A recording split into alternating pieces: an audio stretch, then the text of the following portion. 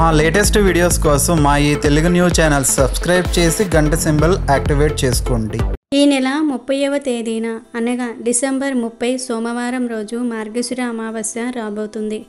సోమవారము అమావాస్య తిథి కలిసి వస్తే దానిని సోమావతి అమావాస్య అని అంటారు. ఇదే ఈ సంవత్సరంలోని ఆఖరి అమావాస్య. 100 సంవత్సరాలకు వస్తున్న అతీత శక్తులు కలిగిన అమావాస్య. చాలా శక్తివంతమైనది. ఈ అమావాస్య చాలా పవర్ఫుల్ కాబట్టి ఈరోజు కలబంద మొక్కతో ఈ చిన్న పరిహారం చేసుకోండి చాలు. చాలా అద్భుతమైన ఫలితం వస్తుంది. ఇది ఎన్నో సంవత్సరాల తర్వాత వస్తున్న అద్భుతమైన అమావాస్య కనుక ఈ అమావాస్య రోజున కలబంద మొక్కతో ఇలా చేస్తే చాలు, దరిద్రమంతా కూడా పోతుంది. ఇక ఈ అమావాస్య ఈ సంవత్సరంలో చివరిది కనుక కలబంద మొక్కతో ఇలా చేస్తే కొత్త సంవత్సరంలో అంటే 2025వ సంవత్సరంలో కూర్చొని తిన్నా తరగని ఆస్తి వచ్చి పడుతుంది. మీరు పట్టిందల్లా బంగారంలాగా మారిపోతుంది. మీ కష్టాలన్నీ కూడా పోతాయి. మీ బాధలన్నీ కూడా తొలగిపోతాయి. కనుక అందరూ కలబంద మొక్కతో ఈ అమావాస్య రోజున ఈ పరిహారం చేసుకోండి. కలబంద మొక్క గురించి మన అందరికీ తెలిసిందే కదా. కలబంద మొక్కలు సమస్త దేవతలు కొలువై ఉంటారు. అంటే 3 అమ్మలు కూడా కలబంద మొక్కలో కొలువై ఉంటారు. లక్ష్మీదేవి, పార్వతీదేవి, సరస్వతీదేవి కలబంద మొక్కలో కొలువై ఉంటారు. ఈ అమావాస్య రోజు కలబంద మొక్కతో ఈ యొక్క పరిహారం చేసుకోవటం వల్ల అదృష్టం మిమ్మల్ని వరిస్తుంది. మీ అంత అదృష్టవంతులు ఎవ్వరూ ఉండరని మనకు పరిహార శాస్త్రం చెప్తుంది. ఈ కలబంద మొక్క పరిహారం చేయటం వల్ల ధనానికి ధనం వస్తుంది. జనాల ఏడుపు అంతా కూడా పోతుంది. నెగిటివ్ ఎనర్జీ అంతా కూడా పోతుంది. ధన సమస్యలు, ఆర్థిక సమస్యలు, అప్పుల బాధలన్నీ కూడా పోతాయి. ఈ రోజుల్లో చాలామంది ధన సమస్యలతో, అప్పుల బాధలతో సతమతమైపోతూ ఉన్నారు. ఆ సమస్యల నుండి ఎలాగైనా సరే బయటపడాలని చాలామంది అనుకుంటూ ఉన్నారు. అలా చాలామందికి తెలియక ఇబ్బంది పడిపోతూ ఉంటారు. ఏం చేస్తే మా సమస్యలు పోతాయి అని భావిస్తూ ఉంటారు కదా. అలాంటి వాళ్ళు ఇప్పుడు మనం చెప్పుకునే విధంగా ఈ కలబంద పరిహారం చేసుకోండి. అలా చేస్తే మీ సమస్త సమస్యలన్నీ కూడా పోతాయి. జనాల ఏడుపు అంతా కూడా పోతుంది. పేదరికం అనేది కూడా తొలగిపోతుంది. మీపై, మీ ఇంటిపై ఉండే భయంకరమైన నరదృష్టి కావచ్చు, నరఘోష కావచ్చు, అనేక రకాల అనర్థాలు కావచ్చు, అన్నీ కూడా తొలగిపోతాయి. ఎంతో శక్తివంతమైన ఈ అమావాస్య రోజున కలబంద మొక్కతో ఈ పరిహారం చేసుకుంటే నరదృష్టి అంతా కూడా పోతుంది. ధన సమస్యలు, అప్పుల బాధలు, గొడవలు అన్నీ కూడా మీకు దూరమైపోతాయి. చక్కగా ధన లాభం కలుగుతుంది. మరి ఇంతకీ ఈ సోమావతి అమావాస్య రోజున కలబంద మొక్కతో ఏం చేయాలి అనే విషయాన్ని ఇప్పుడు మనం ఈ వీడియోలో వివరంగా తెలుసుకుందాము. ఈ వీడియో స్కిప్ చేయకుండా చివరి వరకు చూడండి. అలాగే ఈ వీడియో నచ్చితే లైక్ చేయండి. కొత్తగా చూస్తున్నట్లయితే మా ఛానల్ని కూడా సబ్స్క్రైబ్ చేసుకోండి. కలబంద మొక్కకు దిష్టి తొలగించే అద్భుత శక్తులు ఉంటాయి. అంతేకాదు కలబంద మొక్క మన కష్టాలను తీర్చగలదు. మన జీవితంలో ఉండే అన్ని రకాల దరిద్రాలను కూడా తొలగించగలదు. కలబంద మొక్క చాలా అద్భుతమైన ఫలితాలను కూడా మనకు ఇస్తుంది. ధనం లేకపోవటం ఒక్కటే కాదు, మంచి ఆరోగ్యం లేకపోవటం కూడా దరిద్రమే. మన దగ్గర అన్నీ ఉన్న వాటిని తినలేకపోవటం దరిద్రమే. ఇంట్లో మనశ్శాంతి లేకపోవటం, ఇంట్లో గొడవలు జరగటము, పెళ్లి కాకపోవటము, పిల్లలు లేకపోవటము, పిల్లలు ఉన్న మాట వినకపోవటము, పిల్లలు తల్లిదండ్రులను బాధపెట్టటము, ఇవన్నీ కూడా దరిద్రాలే. చాలామంది కేవలం ధనం లేకపోవడాన్నే దరిద్రం అనుకుంటూ ఉంటారు. కానీ కాదు, దరిద్రం చాలా రకాలుగా ఉంటుంది.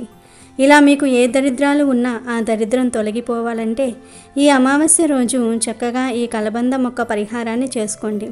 చాలా మంచి ఫలితాలు వస్తాయి.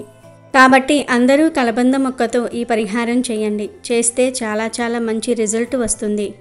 ఇంట్లో పిల్లలకు ఆరోగ్యం బాగుండటం లేదు, అనారోగ్యాల పాలైపోతూ ఉన్నారు అని బాధపడేవారు, భార్యాభర్తల మధ్య గొడవలు జరుగుతూ ఉన్నాయని దిగులు పడేవారు, ధనం చేతిలో నిలవట్లేదని భావించేవారు, అలాగే మాకు రాబోయే కొత్త సంవత్సరంలో కలిసి రావాలి, 2025లో ధనానికి లోటు రాకూడదు, మా ధన సంపాదన పెరగాలి, కూర్చుని తిన్నా తరగని ఐశ్వర్యం రావాలి అని కోరుకునేవారు ఇలా అందరూ కూడా ఈ కలబంద మొక్క పరిహారాన్ని చేసుకోవచ్చు.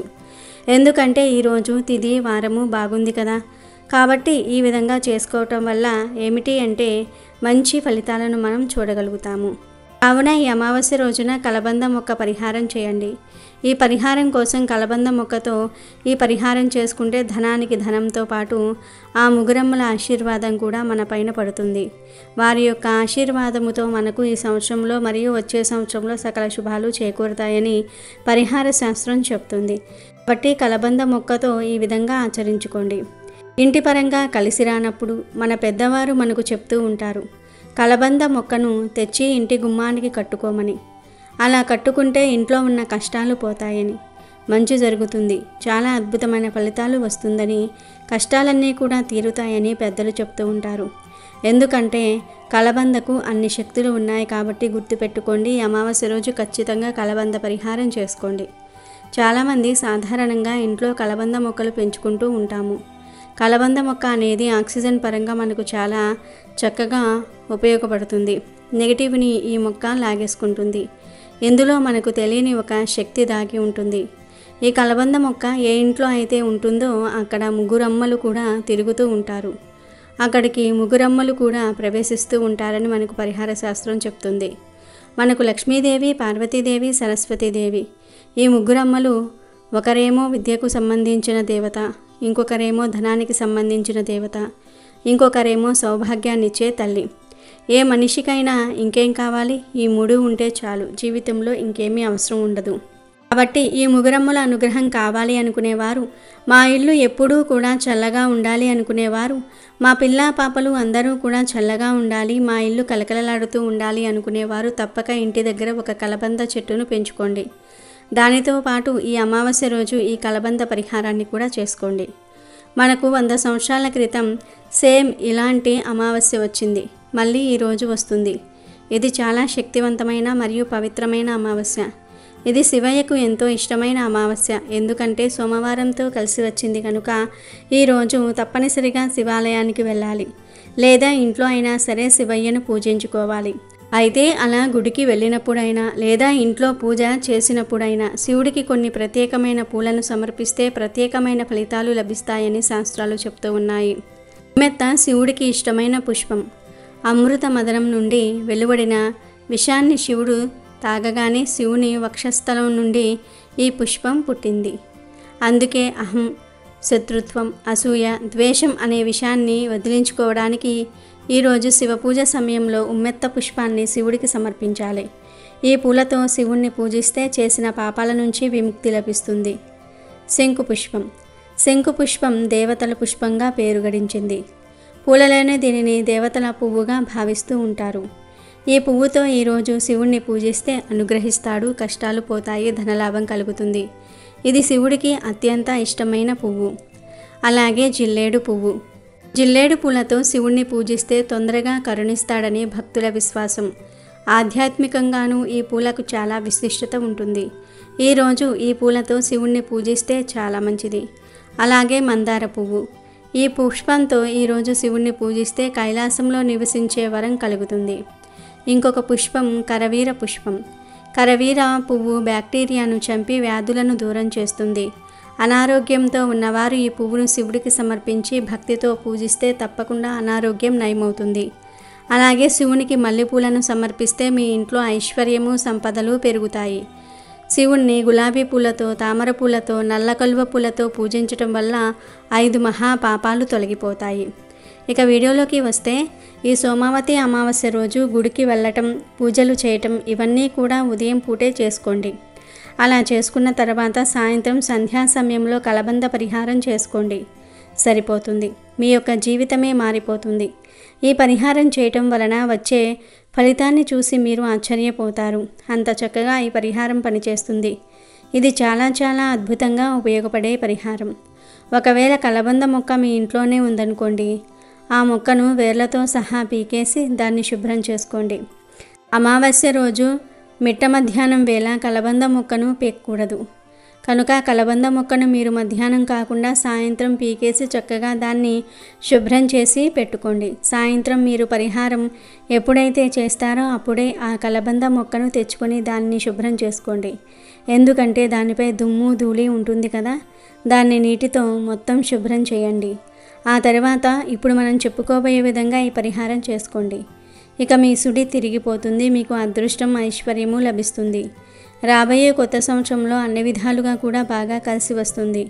చాలా మంచి రిజల్ట్ను అయితే మీరు చూడగలుగుతారు. కాబట్టి కలబంద మొక్కను తెచ్చుకోండి. అంటే మీ పెరట్లో కలబంద మొక్క ఉంటే అది తెచ్చుకోండి, లేదా బయట నుండి కలబంద మొక్కను తెచ్చుకోండి. వేర్లతో సహా కలబంద మొక్క ఉండాలి.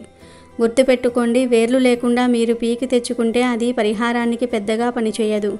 అందుకే వేర్లతో సహా పీకి తెచ్చుకోండి. ఇలా కలబంద మొక్కను తెచ్చుకొని ఆ మొక్కను ముందు చక్కగా తుడిసి వేసుకొని ఆ కలబంద మొక్కకు ఇలా పసుపు కుంకుమతో బొట్లు పెట్టుకోవాలి. కుంకుమ పసుపు అనేవి మంగళకరమైనవి, శుభకరమైనవి, చాలా పవిత్రమైనవి. కనుక కలబంద మొక్కకు పసుపు కుంకుమలతో బొట్లు పెట్టండి. అలా బొట్లు పెట్టిన తర్వాత 4 లవంగాలు తీసుకోండి. లవంగాలకు దిష్టిని, నెగిటివ్ ఎనర్జీని, దోషాలను తొలగించే శక్తి ఉంది కనుక లవంగాలను తీసుకోండి. ఆ 4 లవంగాలను కలబంద మొక్క మీద 4 చోట్ల గుచ్చండి. అలా గుచ్చటం వలన కలబంద మొక్క యొక్క శక్తి 1000 రెట్లు పెరుగుతుంది. ఇలా లవంగాలను గుచ్చిన తర్వాత ఈ కలబంద మొక్కను తీసుకుని వెళ్ళి ఒక ఎర్రటి రంగు వస్త్రంలో వేయండి. ఎర్ర జాకెట్ ముక్క, ఎర్రటి కర్చీఫ్, ఇలా ఏదో ఒక ఎర్ర వస్త్రం తీసుకొని ఆ వస్త్రంలో ఈ కలబంద ముక్కను పెట్టండి. తర్వాత ఈ ఎర్రటి వస్త్రంలోనే 2 దాల్చిన చెక్క ముక్కలను కూడా వేయండి. ఎందుకంటే దాల్చిన చెక్కలు దరిద్రాన్ని పోగొడతాయి, ధనాన్ని ఆకర్షిస్తాయి, ధన లాభాన్ని తెచ్చి పెడతాయి. కాబట్టి 2 దాల్చిన చెక్క ముక్కలు వేయండి. తర్వాత 5 పచ్చి వేప ఆకులను తీసుకొని వాటిని కూడా ఈ వస్త్రంలో వేసేయండి. వేప ఆకులు వేయటం వలన ఇంట్లోకి నెగిటివ్ ఎనర్జీ, దుష్టశక్తులు, చెడు శక్తులు లాంటివి రాకుండా ఉంటాయి. ఇంకా చివరిలో 1 రూపాయి నాణాన్ని కానీ, 2 రూపాయల నాణాన్ని కానీ, 5 రూపాయల నాణాన్ని కానీ వేయండి. తర్వాత కలబంద మొక్కతో పాటు వీటన్నిటిని కూడా కలిపి ఒక మూటలాగా కట్టేసి ఆ మూటకు ధూపాన్ని చూపించి ఆ మూటను తీసుకుని వెళ్ళి మీ ఇంటి మెయిన్ డోర్ లోపల వైపు కట్టండి. బయటి వైపు కాదు, లోపలి వైపు కట్టండి. అంటే బయటి నుండి కనిపించకూడదు, ఇంటి లోపలి వారికే కనిపించాలి. ఇలా కట్టే ముందు ఒకసారి మనసులో మాకు ఉన్న సమస్యలు పోవాలి, మా కష్టాలన్నీ కూడా ఈ సంవత్సరంతో పోవాలి, రాబోయే కొత్త సంవత్సరంలో మాకు ఎలాంటి కష్టాలు రాకూడదు, మాకు ధనలాభం కలగాలి, ధన సమస్యలనేవి రాకూడదు, 2025లో మేము పట్టిందల్లా బంగారం అవ్వాలి, కూర్చొని తిన్నా తరగని ఐశ్వర్యం రావాలని కోరిక చెప్పుకొని ఆ తర్వాత ఈ మూటను గుమ్మానికి కట్టేయండి. అలా కట్టడం వలన మీ ఇంటికి ఉన్న చెడంతా కూడా పోతుంది. ఏ శక్తుల వలన మీకు సమస్యలు వస్తూ ఉన్నాయో, కష్టాలు వస్తూ ఉన్నాయో ఆ శక్తులన్నీ కూడా పోతాయి. ఈ రోజుతో మీ దశ మారిపోతుంది. మీ కష్టాలు మిమ్మల్ని వదిలి వెళ్ళిపోతాయి. ఇక కొత్త సంవత్సరంలో మీకు అంతా మంచే జరుగుతుంది. ధనలాభం విపరీతంగా కలుగుతుంది. వద్దన్న ధనం వస్తుంది. అంతేకాదు దిష్టి కూడా తగలకుండా ఉంటుంది. ఇలా కట్టిన మూటను మళ్ళీ 2025లో తీయాలి.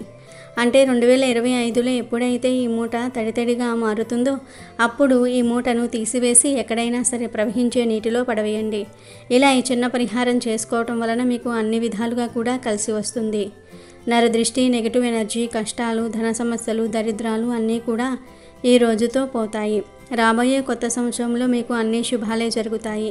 విపరీత ధనలాభం కలుగుతుంది. కనుక ఈ అమావాస్య రోజు అందరూ కూడా ఈ కలబంద మొక్క పరిహారం చేసి చక్కటి శుభ ఫలితాలను పొందండి.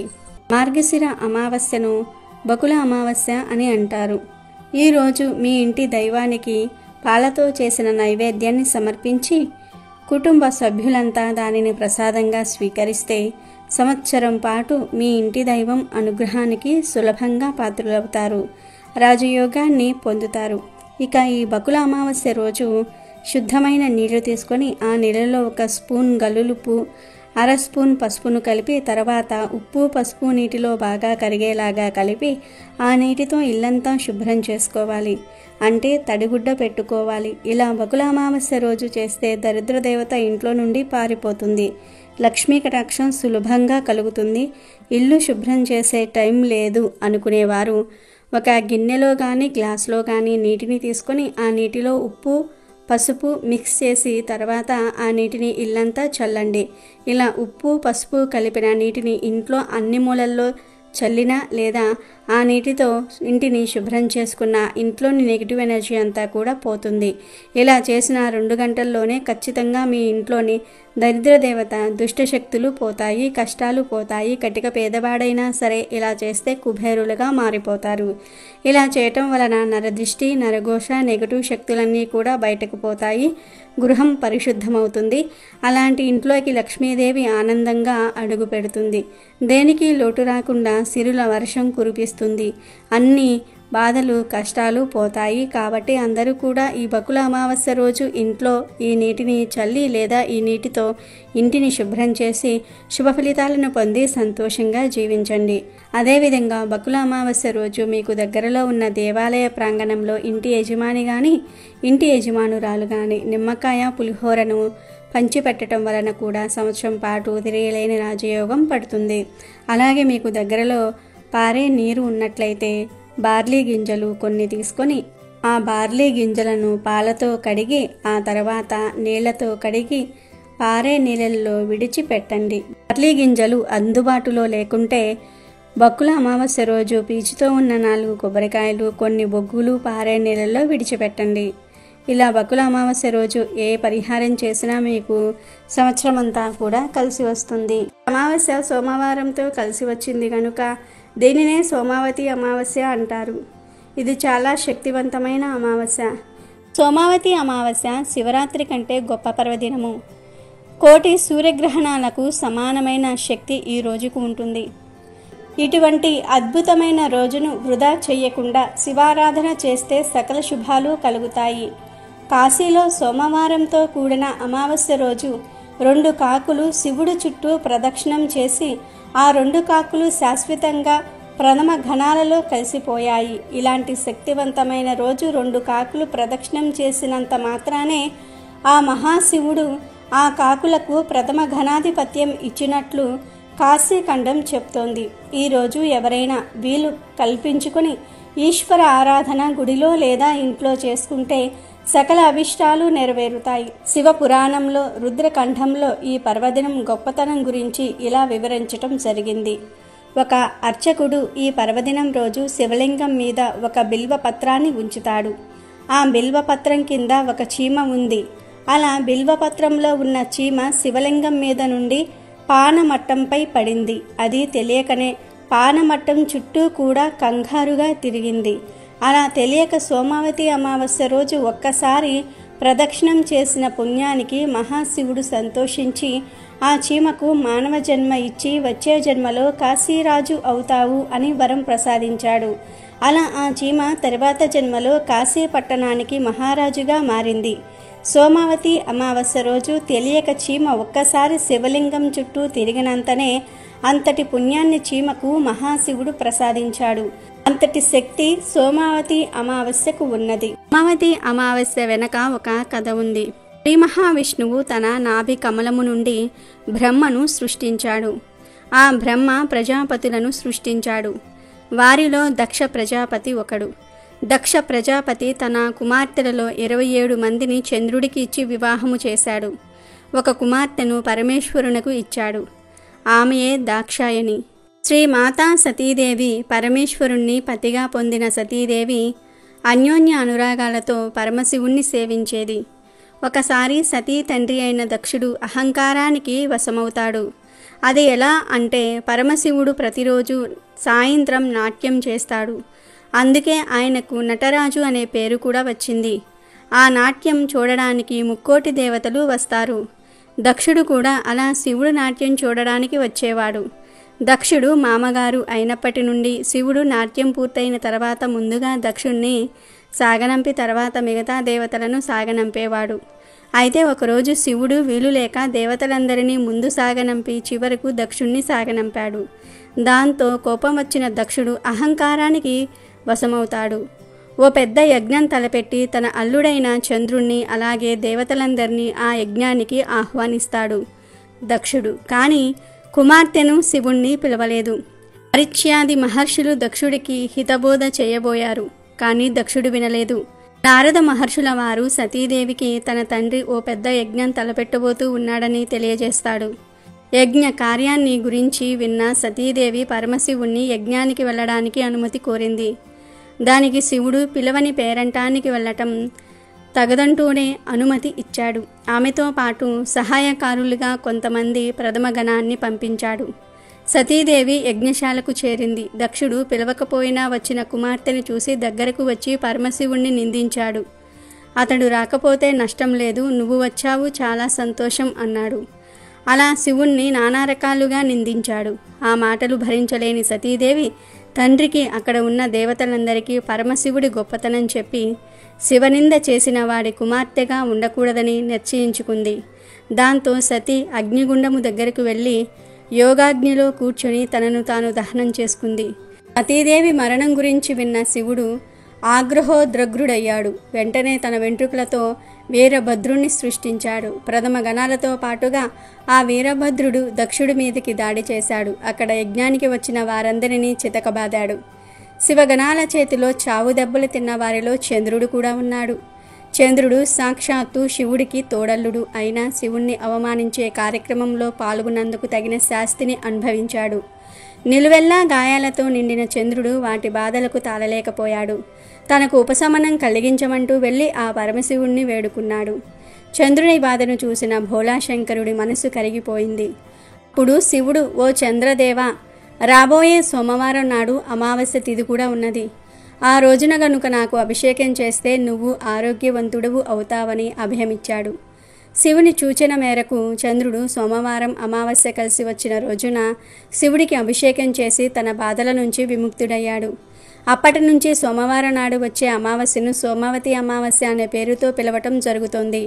సోముడు అంటే చంద్రుడు అన్న అర్థం ఉంది. ఆ చంద్రుని ధరించాడు కాబట్టి శివుణ్ణి కూడా సోమేశ్వరుడు అని పిలుస్తారు. ఇది సోమావతి అమావాస్య వెనుక ఉన్న కథ. ఈ అమావాస్య రోజున గంగానదిలో స్నానం చేస్తే చాలా పుణ్యం లభిస్తుంది. లేదు అంటే దగ్గరలో ఉన్న సముద్రాలు లేదా దేవాలయాలలో ఉండే కోనేరులో కూడా స్నానం చేయవచ్చు. ముఖ్యంగా కాశీ, ప్రయాగ, హరిద్వార్ వంటి పుణ్యక్షేత్రాలలో స్నానం చేయాలని పురాణాల్లో ఉంది. రోజు అక్కడికి భక్తులు కూడా ఎక్కువగా వచ్చి స్నానమాచరించి పూజా కార్యక్రమాల్లో పాల్గొంటారు. భక్తుల విశ్వాసం ప్రకారం శివుడు ప్రధానంగా సోమావతి అమావాస్య రోజు గంగా స్నానం చేసి వారికి అదృష్టం మరియు సంపద మరియు మోక్షాన్ని ఇస్తారు అని ప్రతీతి. గంగానదిలో స్నానం చేయలేని వారు సముద్రాలు లేదా దేవాలయాలలో ఉండే కోనేరులో లేదా దగ్గరలో ఉండే నదుల్లో, కాలువల్లో కూడా స్నానం చేయవచ్చు. ఇలా చేస్తే జన్మజన్మల పాపాలు పోతాయి. శివుడికి సోమవారం అంటే చాలా ఇష్టం అన్న విషయం తెలిసిందే. అమావాస్య నాడు ఆయనను పూజిస్తే కూడా విశేష ఫలితం లభిస్తుందని చెప్తూ ఉంటారు. ఇక సోమవారం అమావాస్య కలిసి వస్తే రోజే సోమావతి అమావాస్య. శివారాధనకు ఇది ఒక విశిష్టమైన రోజు. ఈ రోజున పుణ్యనదులలో స్నానం చేసి పేదలకు దానం చేస్తారు. దీంతో పాటు పూర్వీకుల ఆత్మశాంతి కోసం శ్రాద్ధం, తర్పణం కూడా చేస్తారు. దీని వలన పితృదోషాలు కూడా పోతాయి. మిగతా దేవుళ్ల కన్నా శివుడు భక్తుల కోరికలను తేలికగా నెరవేరుస్తాడని, భక్తులను త్వరగా అనుగ్రహిస్తాడని ప్రతీతి. రాక్షసులను సైతం అనుగ్రహించి వరాలు కురిపిస్తాడు కాబట్టే శివుడిని భోళాశంకరుడు అని అంటారు. బిల్వ పత్రాలతో అభిషేకిస్తే చాలు కోరిన కోరికలు తీరుస్తాడు. ఆ మహాదేవుణ్ణి ఎక్కువగా సోమవారం రోజు మాత్రమే పూజిస్తారు. శివునికి సోమవారం అంటే చాలా ఇష్టం అన్న విషయం తెలిసిందే. అమావాస్య నాడు ఆయనను పూజిస్తే కూడా విశేష ఫలితం లభిస్తుందని పెద్దలు చెప్తూ ఉన్నారు. ఇక సోమవారము మరియు అమావాస్య కలిసి వచ్చే రోజే సోమావతి అమావాస్య. శివారాధనకు ఇది ఒక విశిష్టమైన రోజు. సోమావతి అమావాస్య రోజున శివుడికి అభిషేకం చేస్తే విశేషమైన ఫలితం వస్తుందని పండితులు చెప్తూ ఉన్నారు. ఈరోజు తలారా స్నానం చేసి శివుణ్ణి పంచామృతాలతోనూ జలంతోనూ అభిషేకించుకోవాలి. ఇలా అభిషేకించిన తర్వాత శివుణ్ణి బిల్వ పత్రాలతో పూజించి శివ స్తోత్రాలతో కొలిస్తే సంపూర్ణ ఆయురారోగ్యాలు, సిరి సంపదలు లభిస్తాయని నమ్మకము. ఈ పూజ పంచారామాలలో కానీ రాహుకాలంలో కానీ సాగితే మరింత విశిష్టమైన ఫలితం దక్కుతుంది. ఏదీ కుదరకపోతే కనీసం శివ పంచాక్షరి జపంతో అయినా సరే ఈ రోజును గడిపితే ఎంతో పుణ్యం వస్తుంది. సోమావతి అమావాస్య రోజున రావి చెట్టుకు 108 సార్లు ప్రదక్షిణలు చేసి ఉపవాసం ఉన్నచో జాతకంలో ఉండే సకల దోషాలు తొలగిపోతాయని విశ్వాసము. రావి చెట్టులో ఎల్లప్పుడూ బ్రహ్మ, విష్ణు, మహేశ్వరులు కొలువుతీరి ఉంటారు. కనుక ఈ రోజున రావి చెట్టును శక్తి కొలది పూజించాలి. ఇంట్లోకి అనేక సందర్భాలలో నెగిటివ్ ఎనర్జీ వచ్చి చేరుతూ ఉంటుంది. అంటే మనం ఎక్కడెక్కడో తిరిగి కాళ్ళు కడగకుండా ఇంటికి వచ్చేస్తూ ఉంటాం. అలాంటి సందర్భాలలో మనతో పాటు మన వెనకే నెగిటివ్ ఎనర్జీ ఇంట్లోకి వచ్చేస్తుంది. దీని వలన అనేక రకాల ఆర్థిక, ఆరోగ్య, మానసిక సమస్యలు ఇంట్లో ఎదురవుతూ ఉంటాయి. బయటవారి ఏడుపుల వలన, నరదృష్టి వలన, నరఘోష వలన కూడా అనేక రకాల సమస్యలు పెరిగిపోతూ ఉంటాయి. ఇలాంటి నరదృష్టి, నరఘోష సమస్యలు, నెగిటివ్ ఎనర్జీ వలన వచ్చే సమస్యలు, ఈ సమస్యలన్నిటి నుండి బయటపడాలంటే అమావాస్య రోజు ఒక చిన్న పరిహారం చేయండి.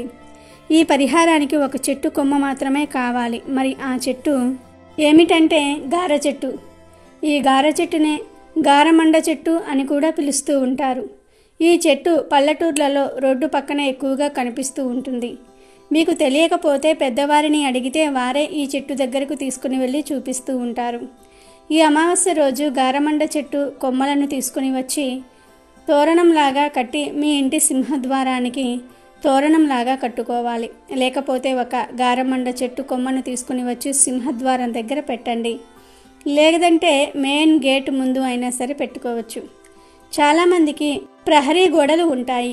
ఆ గోడ మీద పెట్టుకున్నా సరే సరిపోతుంది. కుదిరితే సింహద్వారానికి తోరణంలాగా కట్టండి, లేదా సింహద్వారం దగ్గర పెట్టండి, లేదా గేటు ముందు పెట్టుకోండి.